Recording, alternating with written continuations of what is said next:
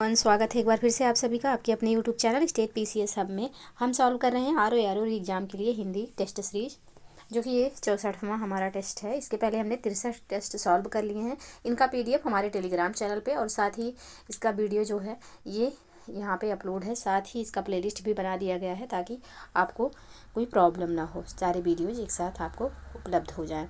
तो टेलीग्राम का लिंक इस वीडियो के डिस्क्रिप्शन बॉक्स में दिया हुआ है, वहाँ से आप टेलीग्राम ज्वाइन कर लीजिए ताकि ये पीडीएफ जो है प्राप्त कर सकें। और आप लोगों को तो पता ही चल गया होगा कि यूपीपीसीएस प्रीलिम्स का 2025 का फॉर्म आ चुका है। हालांकि एग्ज़ाम जो है 12 अक्टूबर को है, लेकिन फॉर्म अभी से फिल हो रहा है और उसकी डेट जो है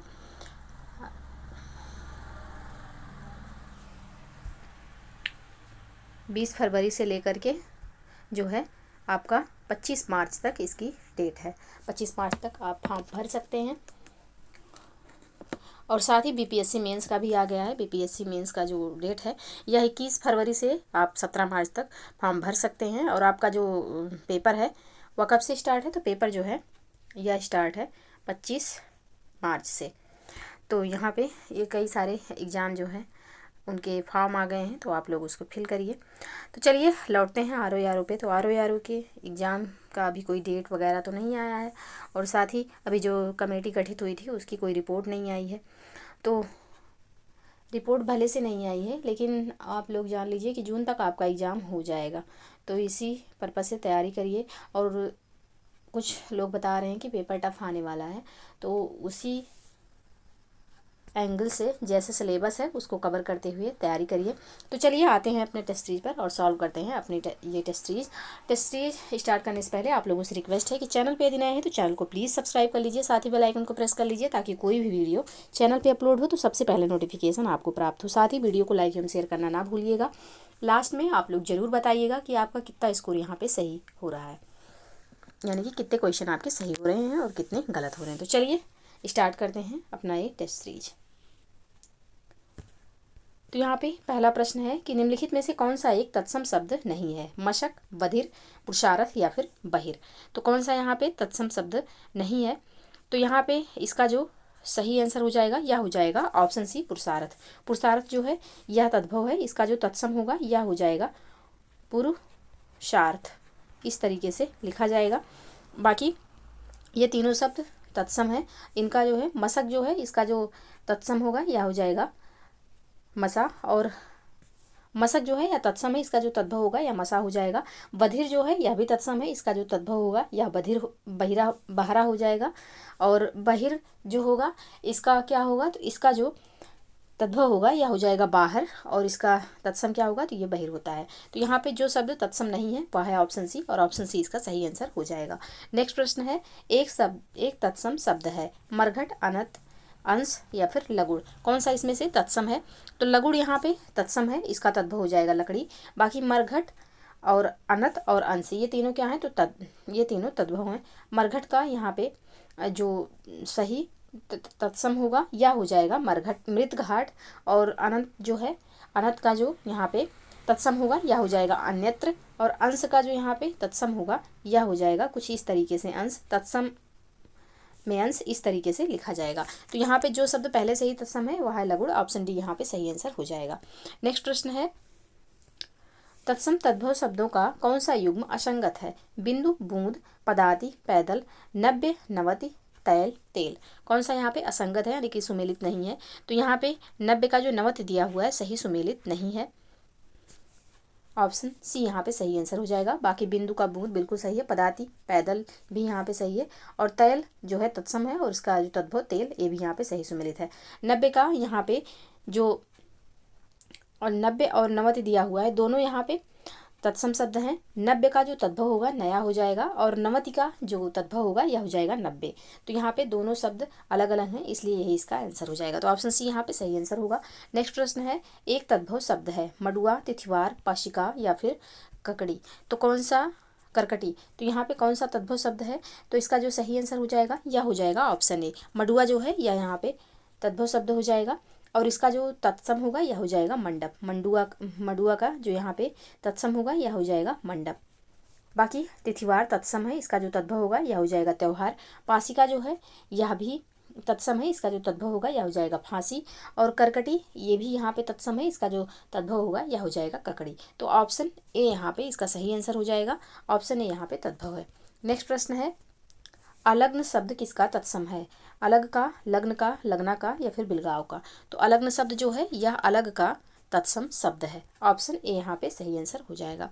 नेक्स्ट प्रश्न है, निम्नलिखित में से कौन तत्सम शब्दों की जोड़ी नहीं है? लक्षपति, साटी, महार्घ, मधुक, नप्त्री, पाँव, नकुल, धनिका। कौन सा यहाँ पे कौन सी जोड़ी जो है तत्सम शब्दों की नहीं है? तो इसका जो सही आंसर हो जाएगा यह हो जाएगा ऑप्शन सी। जो यहाँ पे नप्त्री का पाँव दिया हुआ है यह सही नहीं है, क्योंकि नप्त्री जो है यह तत्सम है और पाँव जो है यह तद्भव है। पाँव का जो सही तत्सम होगा यह हो जाएगा पाद। और बाकी लक्षपति और साटिका बिल्कुल सही है, ये दोनों शब्द यहाँ पे तत्सम है। ये भी दो महार्घ और मधुक भी दोनों शब्द तत्सम है। और नकुल और धनिका भी यहाँ पे सही तत्सम शब्द है। नकुल मतलब न्योला इसका तद्भव हो जाएगा और धनिका का जो तद्भव होगा धनिया हो जाएगा। तो ऑप्शन सी जो है यहाँ पे एक शब्द तत्सम है, दूसरा तद्भव है, इसलिए यही इसका सही आंसर होगा। तो ऑप्शन सी यहाँ पे सही आंसर हो जाएगा। नेक्स्ट प्रश्न है, स्कंद का सही तद्भव शब्द है? कंध, कंधा, कद्दू या फिर इनमें से कोई नहीं? तो स्कंद का जो सही तद्भव हो जाएगा यह हो जाएगा कंधा। ऑप्शन बी में है, ऑप्शन बी यहाँ पे सही आंसर होगा। नेक्स्ट प्रश्न है, दिया सलाई का तत्सम है? दीर्घ सलाई, दीप सलाका, दिया सलाई या फिर दीप सलाई? तो दिया सलाई का तत्सम यहाँ पे क्या होगा? तो दिया सलाई का जो तत्सम हो जाएगा यह हो जाएगा दीप सलाका। ऑप्शन बी में है, ऑप्शन बी यहाँ पे सही आंसर होगा। नेक्स्ट प्रश्न है, निम्नलिखित में से तद्भव तत्सम का शुद्ध युग्म कौन सा है? एक तरफ तद्भव है, दूसरी तरफ तत्सम दिया हुआ है, इनका शुद्ध युग्म कौन सा है? घाट, घट, पंक्ति, 15, जाना, गमन, ओश, आंसू। तो कौन सा यहाँ पे सही सुमेलित है? तो इसका जो सही आंसर हो जाएगा यह हो जाएगा ऑप्शन ए। घाट का जो यहाँ पे तत्सम घट दिया हुआ है बिल्कुल सही सुमेलित है। बाकी पंक्ति का जो यहाँ पे पंक्ति तद्भव है, तो ऑप्शन ए यहाँ पे सही आंसर हो जाएगा। बाकी पंक्ति जो है यह तद्भव नहीं होगा, यह तत्सम होगा। और इसका जो तद्भव होगा यह हो जाएगा पंगत। पंक्ति का तद्भव पंगत हो जाएगा। और जाना का यहाँ पे जाना का गमन नहीं होगा, जाना का तत्सम हो जाएगा याति। और ओश का जो यहाँ पे तत्सम होगा यह हो जाएगा अवश्याय। अवश्याय हो जाएगा। आंसू का जो यहाँ पे तत्सम होगा यह अश्रु हो जाएगा। आंसू का जो तत्सम होगा यह हो जाएगा अश्रु। तो यहाँ पे जो पहले से सही सुमेलित है यह है ऑप्शन है, यही इसका आंसर हो जाएगा। नेक्स्ट प्रश्न है, अग्रहायन किस एक का तत्सम शब्द है? आगन का, आढ़त का, अगहन का या फिर आभूषण का? तो यहाँ पे अग्रहायन जो है यह किसका, तो ये जो हिंदी महीना आता है उसमें से एक महीने का नाम है और जिसका जो तद्भव होता है वह अगहन होता है। तो ऑप्शन सी यहाँ पे सही आंसर हो जाएगा। बाकी आभूषण का जो तत्सम होगा आभूषण हो जाएगा। तो यहाँ पे ऑप्शन सी इसका सही आंसर होगा। नेक्स्ट प्रश्न है, द्वय मातुर किसका पर्यायवाची है? गणेश का, ब्रह्मा का, तेजस्वी का या फिर विष्णु का? तो द्वय मातुर जो है यह किसका, तो ये गणेश जी का पर्यायवाची है। ऑप्शन ए यहाँ पे सही आंसर हो जाएगा। गणेश जी के अन्य पर्यायवाची हेरम्ब, विनायक, एकदंत, लंबोदर आदि भी होते हैं। तो ऑप्शन ए यहाँ पे सही आंसर हो जाएगा। नेक्स्ट प्रश्न है, निम्नलिखित में से कौन सरस्वती का पर्यायवाची शब्द नहीं है? बागेश्वरी, गिरा, महाश्वेता, पद्मा। कौन सा इसमें से सरस्वती का पर्यायवाची शब्द नहीं है? तो इसका जो सही आंसर हो जाएगा यह हो जाएगा पद्मा। पद्मा जो है यह लक्ष्मी जी का पर्यायवाची है। लक्ष्मी जी का ये पर्यायवाची है, ये सरस्वती जी का पर्यायवाची नहीं है। बाकी बागेश्वरी, गिरा और महाश्वेता ये सब जो है ये किसके पर्यायवाची हैं? तो ये सरस्वती जी के पर्यायवाची हैं। ऑप्शन डी यहाँ पे सही आंसर हो जाएगा। नेक्स्ट प्रश्न है, निम्नलिखित में से कौन सा एक कौवा का पर्यायवाची नहीं है? पिसुन, करठ, वायस या फिर कीर? तो कौन सा इसमें से कौवा का पर्यायवाची नहीं है? तो इसका जो सही आंसर हो जाएगा यह हो जाएगा ऑप्शन डी, कीर। कीर जो है यह कौवा का पर्यायवाची नहीं है। कीर जो है यह तोता का पर्यायवाची होता है। बाकी पिसुन, करठ और वायस ये तीनों किसके पर्यायवाची हैं? तो तीनों कौवे के पर्यायवाची हैं। ऑप्शन डी यहाँ पे सही आंसर हो जाएगा प्रश्न के अकॉर्डिंग। नेक्स्ट प्रश्न है, कोविद किसका पर्यायवाची शब्द है? मेघ का, पंडित का, समुद्र का या फिर सर्प का? तो कोविद जो है या किसका पर्यायवाची? तो ये पंडित का पर्यायवाची है। ऑप्शन बी यहाँ पे सही आंसर हो जाएगा। पंडित के अन्य पर्यायवाची कोविद हो गया, विचक्षण हो गया, सुधि हो गया और प्राज्ञ, ये सब जो हैं ये पंडित के पर्यायवाची हैं। तो यहाँ पे ऑप्शन बी इसका सही आंसर हो जाएगा। नेक्स्ट प्रश्न है, निम्नलिखित पर्यायवाची युग्मों में से कौन सा एक बेमेल है? अपराड़ा, पार्वती, कल्पवृक्ष, सुरतरु, ऊंट, महाग्रीव, शुनक, लोमड़ी। तो यहाँ पे कौन सा सही सुमेलित नहीं है, बेमेल है? तो इसका जो सही आंसर हो जाएगा यह हो जाएगा ऑप्शन डी, शुनक। यहाँ पे जो दिया हुआ है लोमड़ी, तो शुनक जो है यह कुत्ता का पर्यायवाची होता है, लोमड़ी का पर्यायवाची नहीं होता है। तो यहाँ पे शुनक जो है यह कुत्ता का पर्यायवाची है, इसको याद रखिएगा। अपराड़ा जो है पार्वती जी का पर्यायवाची बिल्कुल सही सुमेलित है। कल्पवृक्ष का पर्यायवाची सुरतरु होता है और ऊंट का पर्यायवाची महाग्रीव ही होता है। तो यहाँ पे ऑप्शन डी सही सुमेलित नहीं है, और प्रश्न में चूंकि बेमेल पूछा गया है तो ऑप्शन डी इसका सही आंसर हो जाएगा। नेक्स्ट प्रश्न है, निम्नलिखित में से कौन हाथी का पर्यायवाची है? अंतक, अनंग, सिंदूर या फिर नाहर। तो यहाँ पे हाथी का पर्यायवाची कौन सा है? तो हाथी का पर्यायवाची यहाँ पे हो जाएगा ऑप्शन सी जो है सिंदूर। ऑप्शन सी यहाँ पे सही आंसर हो जाएगा। बाकी नाहर जो है यह सिंह या शेर का पर्यायवाची है, तो ऑप्शन सी बिल्कुल सही आंसर। नेक्स्ट प्रश्न है, श्वेतवाहन, परंतप, विभत्सु शब्द पर्यायवाची है? कामदेव के, अर्जुन के, कुबेर के या फिर यम के। तो इसका जो सही आंसर हो जाएगा यह हो जाएगा अर्जुन के। ऑप्शन बी यहाँ पे सही आंसर हो जाएगा। श्वेतवाहन, परंतप और विभत्सु जो है ये अर्जुन के पर्यायवाची हैं, तो ऑप्शन बी बिल्कुल सही आंसर होगा। नेक्स्ट प्रश्न है, निम्नलिखित में से कौन सा एक विद्युत का पर्यायवाची नहीं है? चंचला, छरप्रभा, दामिनी या फिर पुंज। तो कौन सा इसमें से विद्युत का पर्यायवाची नहीं है? तो इसका जो सही आंसर हो जाएगा यह हो जाएगा आपका ऑप्शन डी, पुंज जो है यह विद्युत का पर्यायवाची नहीं है। बाकी चंचला, छड़प्रभा और दामिनी ये सब किसके पर्यायवाची हैं? तो विद्युत के पर्यायवाची हो जाएंगे, तो ऑप्शन डी यहाँ पे सही आंसर होगा। नेक्स्ट प्रश्न है, षडानन पर्यायवाची है? शिव का, कार्तिकेय का, मोर का या फिर नाग का। तो षडानन जो है यह पर्यायवाची है कार्तिकेय का। ऑप्शन बी यहाँ पे सही आंसर हो जाएगा। नेक्स्ट प्रश्न है, यमुना का पर्यायवाची नहीं है? कृष्णा, सूर्य, सुता, कालिंदी या फिर तनुजा।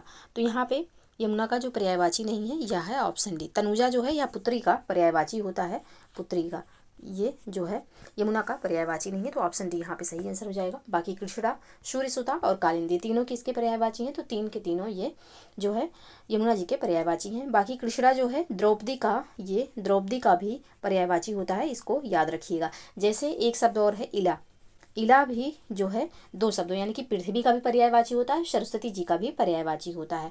बाकी कृष्णा जो है यह द्रौपदी का भी पर्यायवाची है और साथ ही यमुना का भी पर्यायवाची है। तो ऐसे जो शब्द मतलब जिन एक से अधिक पर्यायवाची हों तो उनको अलग से याद करके रखिएगा, क्योंकि एग्जाम में कन्फ्यूजन ना हो इनकी वजह से। तो यहाँ पे जो शब्द जो है यमुना का पर्यायवाची नहीं है वह है तनुजा। ऑप्शन डी यहाँ पे सही आंसर हो जाएगा, तनुजा जो है यह पुत्री का पर्यायवाची है। नेक्स्ट प्रश्न है, निम्नलिखित विलोम युग्मों में से कौन सा एक अशुद्ध है? देखते हैं, उत्तित, पतित, आतप, निरातप, इति, इति, अथ, सरल, क्रूर। तो कौन सा यहाँ पे जो है अशुद्ध है? तो इसका जो सही आंसर हो जाएगा यह हो जाएगा ऑप्शन डी। यहाँ पे सरल का जो क्रूर दिया हुआ है तो ये सही नहीं है। सरल का जो सही विलोम होता है या कुटिल होता है, क्रूर नहीं होता है। क्रूर का विलोम हो जाएगा अक्रूर या फिर सदय। तो यहाँ पे ऑप्शन डी जो है सही सुमेलित नहीं है, इसका आंसर हो जाएगा। बाकी ये तीनों ऑप्शन बिल्कुल सही सुमेलित हैं विलोम के दृष्टिकोण से, तो ऑप्शन डी सही आंसर होगा। नेक्स्ट प्रश्न है, निम्नलिखित युग्मों में से कौन सा एक सही सुमेलित नहीं है? एक तरफ शब्द है, दूसरी तरफ विलोम दिया हुआ है। तो यहाँ पे कुरूप, स्वरूप, उन्नयन, अवनयन, रुक्ष, विरूप, जागरण, निद्रा। तो यहाँ पे कौन सा विलोम जो है यह सही सुमेलित नहीं है? तो इसका जो सही आंसर हो जाएगा यह हो जाएगा ऑप्शन सी। रुक्ष का जो यहाँ पे विरूप दिया हुआ है यह सही सुमेलित नहीं है, क्योंकि रुक्ष का जो विलोम होगा यह हो जाएगा स्निग्ध। स्निग्ध हो जाएगा इसका सही विलोम, स्निग्ध भी होगा और रुक्ष का विलोम मर्सृण भी होता है, इसको भी याद रखिएगा। तो यहाँ पे रुक्ष का जो एक ज़्यादा प्रचलित विलोम है मर्सृण ही मिलता है, मर्सृण ही आपको रुक्ष का विलोम मिलता है। जबकि रुक्ष का एक विलोम और क्या होता है? तो स्निग्ध भी रुक्ष का विलोम होता है, स्निग्ध भी यहाँ पे रुक्ष का विलोम हो जाएगा। तो यहाँ पे दोनों शब्द जो है यह रुक्ष के विलोम होते हैं। तो ऑप्शन जो यहाँ पे सी दिया हुआ है यह सही सुमेलित नहीं है, यही इसका आंसर हो जाएगा। बाकी कुरूप का स्वरूप विलोम बिल्कुल सही है, उन्नयन का अवनयन भी सही सुमेलित है और जागरण का निद्रा भी यहाँ पे सही सुमेलित है। तो ऑप्शन सी प्रश्न के अकॉर्डिंग सही आंसर हो जाएगा। नेक्स्ट प्रश्न है, प्रफुल्ल का विपरीतार्थक शब्द है? अप्रफुल्ल, म्लान, तिमिर या फिर आलोक। तो यहाँ पे प्रफुल्ल का जो विलोम हो जाएगा यह हो जाएगा म्लान। ऑप्शन बी में है, ऑप्शन बी यहाँ पे सही आंसर हो जाएगा। नेक्स्ट प्रश्न है, मतभेद का विलोम है? मनभेद, ग्लानि, मुखर या फिर मतैक्य। तो यहाँ पे मतभेद का जो सही विलोम हो जाएगा यह हो जाएगा मतैक्य। ऑप्शन डी में है, ऑप्शन डी यहाँ पे सही आंसर हो जाएगा। और मुखर का जो विलोम होता है यह मौन हो जाएगा। तो ये ऑप्शन डी यहाँ पे सही आंसर होगा। नेक्स्ट प्रश्न है, निम्नलिखित विलोम युग्मों पर विचार करें। एक तरफ शब्द है, दूसरी तरफ विलोम दिया हुआ है। प्राची, प्रतीचि, दुरात्मा, तुच्छात्मा, यथेष्ट, कम। तो यहाँ पे कौन जो है उपयुक्त में से कौन सा सही सुमेलित है या है? तो इसका जो सही आंसर हो जाएगा यह हो जाएगा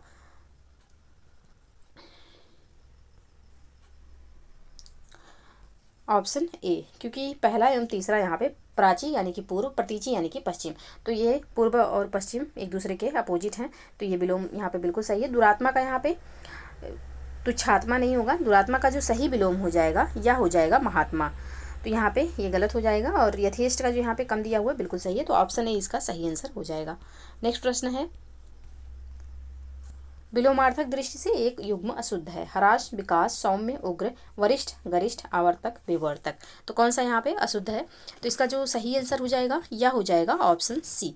वरिष्ठ का जो यहाँ पे गरिष्ठ दिया हुआ है सही सुमेलित नहीं है। वरिष्ठ का जो सही यहाँ पे विलोम होगा यह हो जाएगा कनिष्ठ।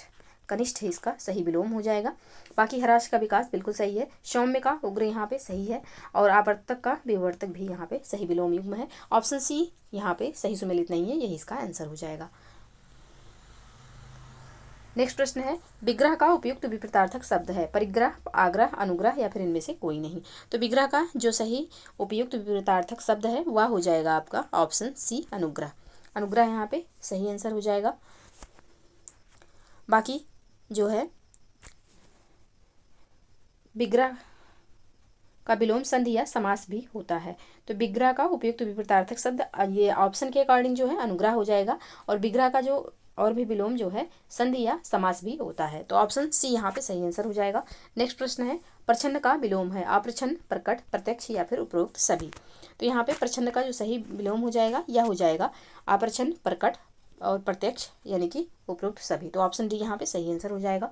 नेक्स्ट प्रश्न है, निम्नलिखित विलोम युग्मों में से कौन सा एक त्रुटिपूर्ण है? शंख, निशंक, निर्विघ्न, अविघ्न, सुधा, सुधा, गरल, आकाम, निष्काम। तो यहाँ पे कौन सा सही सुमेलित नहीं है, त्रुटिपूर्ण है? तो ऑप्शन बी यहाँ पे सही सुमेलित नहीं है, क्योंकि निर्विघ्न का यहाँ पे जो सही विलोम होता है यह होता है विघ्न। अविघ्न नहीं, विघ्न होगा इसका सही विलोम। तो ऑप्शन बी यहाँ पे सही सुमेलित नहीं है, क्योंकि प्रश्न में पूछा गया है कि कौन सा त्रुटिपूर्ण है, तो ऑप्शन बी इसका सही आंसर हो जाएगा।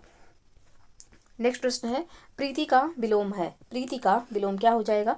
अप्रीति, द्वेष, उत्प्रीति या फिर घृणा। तो प्रीति का जो सही विलोम होगा यह हो जाएगा द्वेष। ऑप्शन बी में है, ऑप्शन बी यहाँ पे सही आंसर हो जाएगा। नेक्स्ट प्रश्न है, वह स्थान जहाँ रानी निवास करती हैं, वाक्यांश हेतु उचित शब्द है। राजप्रसाद, राजमहल, रनिवास या फिर रानी निवास। तो इसका जो सही आंसर हो जाएगा यह हो जाएगा ऑप्शन सी रनिवास। ऑप्शन सी में है, ऑप्शन सी यहाँ पे सही आंसर हो जाएगा। जहाँ राजा निवास करते हैं उसे क्या कहते हैं? तो उसे राज प्रसाद भी कहेंगे या फिर राजमहल भी कहा जाता है। तो ऑप्शन सी यहाँ पे सही आंसर हो जाएगा। नेक्स्ट प्रश्न है, धुरी को धारण करने वाला वाक्यखंड के लिए सही एक शब्द है। महीधर, धुरीधर, धुरंधर या फिर धराधर। तो धुरी को धारण करने वाला धुरंधर कहलाता है। ऑप्शन सी में है, ऑप्शन सी यहाँ पे सही आंसर हो जाएगा। नेक्स्ट प्रश्न है, जो पूर्व में हुआ था पर अब नहीं, वाक्यांश हेतु उचित शब्द है। यथापूर्व, भूतपूर्व, भवितव्य या फिर पश्चात। तो इसका जो सही आंसर हो जाएगा यह हो जाएगा भूतपूर्व। तो ऑप्शन बी यहाँ पे सही आंसर हो जाएगा। नेक्स्ट प्रश्न है, निम्नलिखित युग्मों में से कौन सा सही सुमेलित नहीं है? एक तरफ वाक्यांश है, दूसरी तरफ एक शब्द दिया हुआ है। थोड़ा सा खिला हुआ, अधिखिला, जिसकी आंखें मगर जैसी हों, मकराच, 100 वर्षों का समूह, शताब्दी, भाषण देने में चतुर, वाग्मी। तो यहाँ पे कौन सा जो है सही सुमेलित नहीं है? तो इसका जो सही आंसर हो जाएगा यह हो जाएगा ऑप्शन ए। थोड़ा सा खिला हुआ के लिए जो एक शब्द यूज होगा यह हो जाएगा क्या? तो ये हो जाएगा मुकुल। थोड़ा सा खिला हुआ के लिए मुकुल हो जाएगा। तो यहाँ पे ये जो है सही सुमेलित नहीं है। जिसकी आंखें मगर जैसी हों, मकराक्ष बिल्कुल सही है। 100 वर्षों का समूह, शताब्दी भी यहाँ पे बिल्कुल सही है। और भाषण देने में चतुर, वाग्मी बिल्कुल सही यहाँ पे सुमेलित है। तो ऑप्शन ए प्रश्न के अकॉर्डिंग सही आंसर हो जाएगा। नेक्स्ट प्रश्न है, प्रदोष शब्द हेतु उचित वाक्यांश है। रात्रि का प्रथम पहर, रात्रि का द्वितीय पहर, दो जो द्वेष रहित हो, जो दोषी हो। तो यहाँ पे प्रदोष का जो सही यहाँ पे उचित वाक्यांश एक हो जाएगा, वह हो जाएगा आपका ऑप्शन ए। रात्रि का प्रथम पहर क्या कहलाता है? तो प्रदोष कहलाता है। ऑप्शन यहाँ पे सही आंसर होगा। नेक्स्ट प्रश्न है, 700 दोहों का समूह, वाक्यांश के लिए एक सही शब्द है। शात्रोत, सतसई, सतगोई या फिर इनमें से कोई नहीं। तो इसका जो सही आंसर हो जाएगा यह हो जाएगा सतसई। ऑप्शन बी में है, ऑप्शन बी यहाँ पे सही आंसर हो जाएगा। नेक्स्ट प्रश्न है, निम्नलिखित में से कौन सा एक बेमेल है? खाने की इच्छा, बुभुक्षा, जिसको त्याग दिया गया हो, त्यक्त, जिसका संबंध उपन्यास से हो, उपन्यासिक, लाल कमल, कोकनद। तो यहाँ पे कौन सा एक बेमेल है? तो इसका जो सही आंसर हो जाएगा यह हो जाएगा ऑप्शन सी, क्योंकि जिसका संबंध उपन्यास से हो, उपन्यासिक नहीं होता है, औपन्यासिक होता है। यहाँ वर्तनी संबंधी त्रुटि है, औपन्यासिक, इस तरीके से लिखा जाएगा। तो यहाँ पे ऑप्शन सी सही सुमेलित नहीं है, बाकी तीनों जो वाक्यांश और एक शब्द दिया हुआ है तीनों बिल्कुल सही सुमेलित है। तो ऑप्शन सी इसका सही आंसर हो जाएगा। नेक्स्ट प्रश्न है, समाज को नई दिशा देकर नए युग की शुरुआत करने वाला वाक्य खंड के लिए सही एक शब्द है। युग द्रष्टा, युग प्रणेता, युग प्रवर्तक, युगांतरकारी। तो इसका जो एक सही शब्द हो जाएगा यह हो जाएगा युग प्रवर्तक, यानी कि समाज को नई दिशा देकर नए युग की शुरुआत करने वाला क्या कहलाता है? तो यह युग प्रवर्तक कहलाता है। ऑप्शन सी में है, ऑप्शन सी यहाँ पे सही आंसर हो जाएगा। नेक्स्ट प्रश्न है, यायावर शब्द हेतु उचित वाक्यांश है। हमेशा घूमते रहने वाला, राजगद्दी का उत्तराधिकारी, युग का निर्माण करने वाला या फिर इनमें से कोई नहीं। तो यायावर का जो यहाँ पे उचित वाक्यांश हो जाएगा क्या हो जाएगा? तो यह हो जाएगा ऑप्शन ए, हमेशा घूमते रहने वाला। ऑप्शन ए यहाँ पे सही आंसर हो जाएगा। नेक्स्ट प्रश्न है, जिसे कोई इच्छा ना हो वाक्य खंड के लिए सही एक शब्द है। अनिच्छा, अतीन्द्रिय, ऐषणा, निष्प्रिय। तो जिसे कोई इच्छा ना हो उसके लिए जो एक सही शब्द होगा यह हो जाएगा ऑप्शन डी, निष्प्रिय। ऑप्शन डी में है, ऑप्शन डी यहाँ पे सही आंसर होगा। नेक्स्ट प्रश्न है, निम्नलिखित वाक्यों में से किस एक में विधेय विशेषण का प्रयोग हुआ है? काला घोड़ा दौड़ा, सफ़ेद गाय आ रही है, मेरी स्कूटर नई है, चांदी चमकदार है। तो विशेष के बाद और क्रिया के पहले आने वाले विशेषण को विधेय विशेषण कहा जाता है। क्या? तो एक बार फिर से देखेंगे, विशेष के बाद और क्रिया के पहले आने वाले विशेषण को क्या कहते हैं? तो विधेय विशेषण कहते हैं। तो मेरा स्कूटर जो है, मेरी स्कूटर नई है। यहाँ पे स्कूटर क्या हो गया? तो ये हो गया विशेष, नई क्या हो गई? विशेषता हो गई। तो यहाँ विशेषण हो गई। तो यहाँ पे नई किसके बीच में? तो ये है जो है क्रिया हो गया, स्कूटर जो है या विशेष से हो गया। तो विशेष और क्रिया के बीच में ये विशेषण आ रहा है, तो ये क्या हो जाएगा? तो ये विधेय विशेषण हो जाएगा। तो ऑप्शन सी में जो वाक्य है इसमें विधेय विशेषण का प्रयोग हुआ है, तो यही इसका आंसर हो जाएगा। नेक्स्ट प्रश्न है, एक विशेषण पद नहीं है। अवतीर्ण, जाली, लांछन या फिर घृणित। तो एक विशेषण पद इसमें से कौन सा नहीं है? तो इसका जो सही आंसर हो जाएगा यह हो जाएगा लांछन। लांछन जो है यह विशेषण पद ना हो करके यह क्या है? तो यह विशेष से है। इसका जो विशेषण होगा यह हो जाएगा लांछित। तो ऑप्शन सी यहाँ पे सही आंसर हो जाएगा। नेक्स्ट प्रश्न है, निम्नलिखित में से कौन सा प्रत्यय द्वारा निर्मित विशेषण है? धनवान, मर्दाना, सदरेय या फिर सभ्य। तो यहाँ पे प्रत्यय द्वारा निर्मित विशेषण कौन सा है? तो प्रत्यय द्वारा निर्मित जो विशेषण है यह है धनवान। ऑप्शन ए यहाँ पे सही आंसर हो जाएगा। नेक्स्ट प्रश्न है, एक विशेषण पद नहीं है। उन्मुक्त, उपनयन, गायन या फिर दिन। तो इसमें से जो उन्मुक्त दिया हुआ है ये यहाँ पे विशेषण पद ना हो करके ये उन्मुक्त जो है यहाँ पे विशेषण है, और इसका जो विशेष होगा यह हो जाएगा उन्मुक्ति। उपनयन जो है यह भी यहाँ पे विशेष है, गायन भी जो है विशेष है, और दिन भी यहाँ पे विशेष है। तो ये जो प्रश्न है यहाँ पे प्रश्न में थोड़ी सी गलती है, क्योंकि एक जो है ये तीन जो दिए हुए हैं ये विशेष हैं, तो इसमें विशेषण पद नहीं है ये पूछा गया है। तो अगर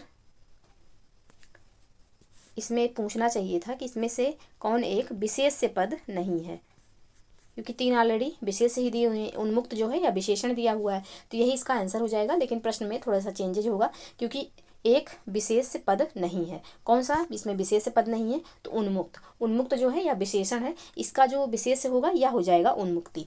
तो यहाँ पे ऑप्शन ए इसका सही आंसर हो जाएगा। नेक्स्ट प्रश्न है, गंगा का विशेषण शब्द है। गांगेय, गांधर्व, गंतव्य या फिर शुद्ध।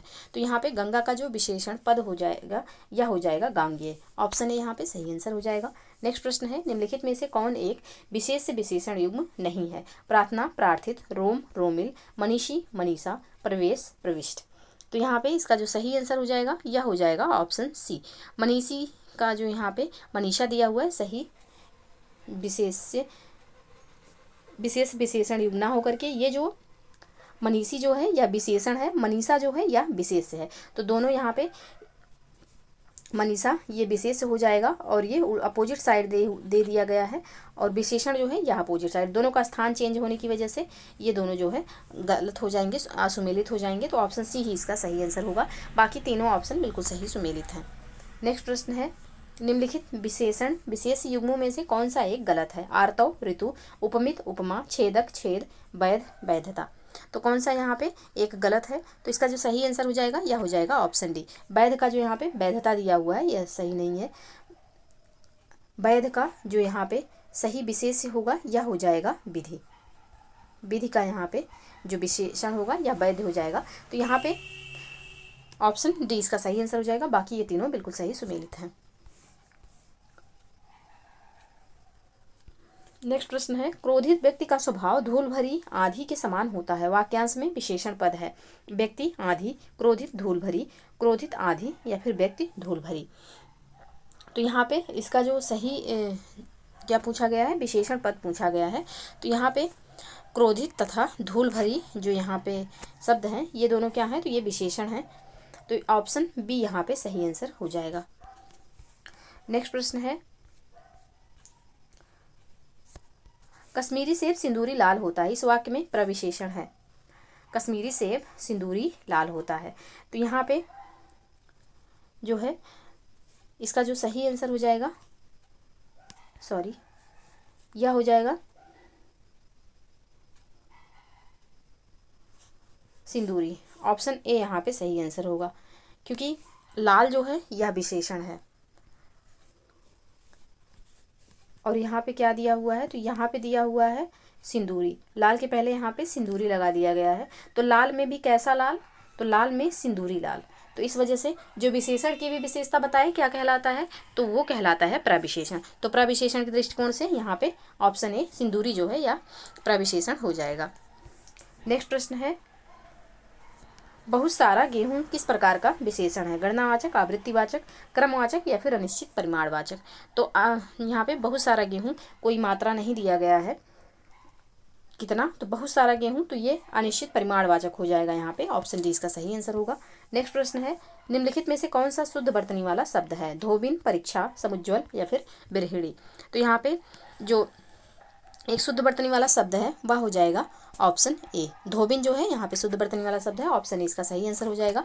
बाकी परीक्षा नहीं होता है, परीक्षा होता है, परीक्षा इस तरीके से लिखा जाएगा। समुज्ज्वल जो है यहाँ पे समुज्ज्वल इस तरीके से लिखा जाएगा। और यहाँ पे बिरहिणी होगा, इस तरीके से लिखा जाएगा। तो यहाँ पे धोबिन जो है पहले से ही शुद्ध रूप में दिया हुआ है। तो ऑप्शन ए इसका सही आंसर हो जाएगा।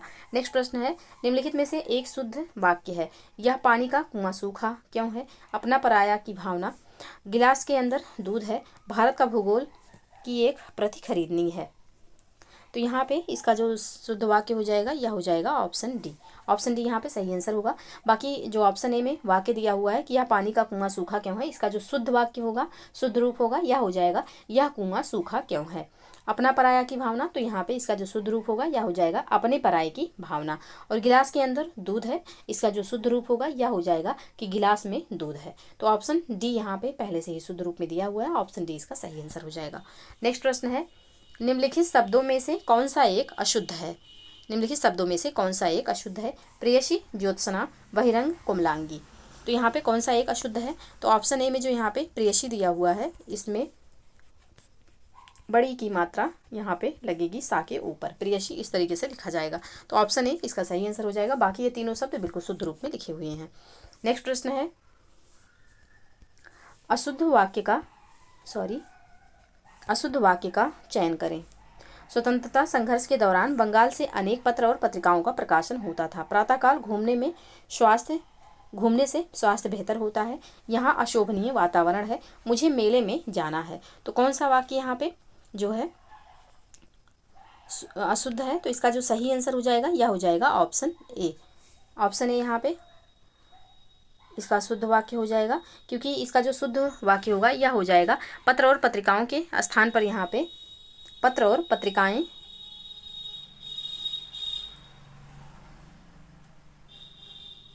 होना चाहिए था। तो ऑप्शन ए यहाँ पे अशुद्ध है।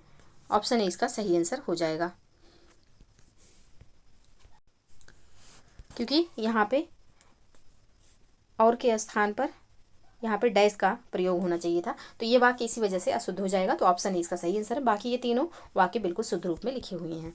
नेक्स्ट प्रश्न है, निम्नलिखित वाक्यों में से कौन सा एक शुद्ध है? खबर सुनकर मैं विस्मय हो गया, उन सभी में से तुम ही सबसे पहले पहुंचे, अपना पराया की भावना, शिक्षा लेने में कंजूसी क्यों? तो कौन सा वाक्य यहाँ पे जो है शुद्ध है? तो इसका जो सही आंसर हो जाएगा यह हो जाएगा ऑप्शन बी। ऑप्शन बी वाक्य यहाँ पे बिल्कुल शुद्ध है। बाकी खबर सुनकर मैं विस्मय नहीं, यहाँ पे विस्मित हो जाएगा, मैं विस्मित हो गया, अपने पराये की भावना, अपना पराया नहीं अपने पराये की भावना, शिक्षा लेने में कंजूसी क्यों के स्थान पर जो यहाँ पे शिक्षा पाने में होना चाहिए था, लेने में नहीं, शिक्षा पाने में कंजूसी क्यों? तो यहाँ पे ऑप्शन बी पहले से ही शुद्ध रूप में लिखा हुआ है, तो यही इसका आंसर हो जाएगा। नेक्स्ट प्रश्न है, शुश्रूषा की शुद्ध वर्तनी है, तो शुश्रूषा की यहाँ पे जो शुद्ध वर्तनी होगी यह क्या हो जाएगी? तो यह हो जाएगी ऑप्शन ए में जो यहाँ पे शुश्रूषा लिखा हुआ है, इस तरीके से लिखा जाएगा। नेक्स्ट प्रश्न है, अशुद्ध वाक्य का चयन करें। यह राजनीतिक समस्या है, वह दंड देने योग्य है, वह बहुत निर्दय है, उसका रोम रोम खिल उठा। तो कौन सा वाक्य यहाँ पे अशुद्ध है? तो इसका जो सही आंसर हो जाएगा यह हो जाएगा ऑप्शन बी, वह दंड देने के योग्य है, इसके स्थान पर होना चाहिए कि वह दंड का पात्र है। तो ऑप्शन बी इसका सही आंसर हो जाएगा। बाकी तीनों वाक्य जो लिखे हुए हैं बिल्कुल शुद्ध रूप में लिखे हुए हैं। नेक्स्ट प्रश्न है, वर्तनी की दृष्टि से अशुद्ध शब्द है आस्तीन, द्रवीभूत, सांसारिक, विद्यार्थी, गण। तो यहाँ पे जो इसका अशुद्ध शब्द है यह हो जाएगा ऑप्शन डी, क्योंकि विद्यार्थी यहाँ पे इस तरीके से लिखा जाएगा, था पे छोटी की मात्रा रहेगी, उसके बाद आधारा रहेगा और फिर गण।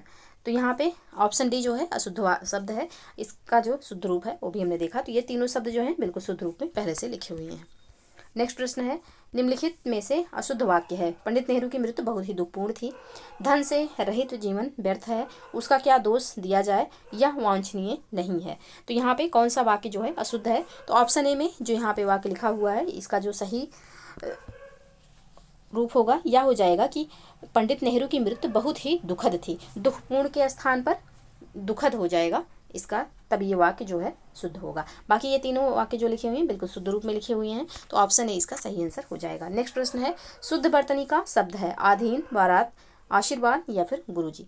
तो यहाँ पे कौन सी किसकी वर्तनी शुद्ध है? तो यहाँ पे बारात की वर्तनी पहले से ही शुद्ध है, तो ऑप्शन बी यहाँ पे सही आंसर हो जाएगा। बाकी आधीन नहीं होता है, अधीन होता है, अधीन, अधीन इसका शुद्ध रूप होगा। आशीर्वाद जो है आशीर्वाद इस तरीके से लिखा जाएगा, और गुरुजी में रा पे भी छोटा ऊ की मात्रा ही रहेगी और फिर जी, इस तरीके से लिखा जाएगा। तो जो यहाँ पे शब्द पहले से ही शुद्ध है यह है ऑप्शन बी। ऑप्शन बी यहाँ पे सही आंसर हो जाएगा। तो ये रहा 60 प्रश्न जिनको हमने सॉल्व किया। आई होप कि आप लोगों को वीडियो पसंद आई हो। वीडियो पसंद आए तो प्लीज़ लाइक एवं शेयर कर दीजिएगा। चैनल पे दे रहे हैं तो चैनल को प्लीज़ सब्सक्राइब कर लीजिए। मिलते हैं नेक्स्ट वीडियो में, तब तक के लिए आप लोग पढ़ते रहिए, स्वस्थ रहिए। जय हिंद, जय भारत।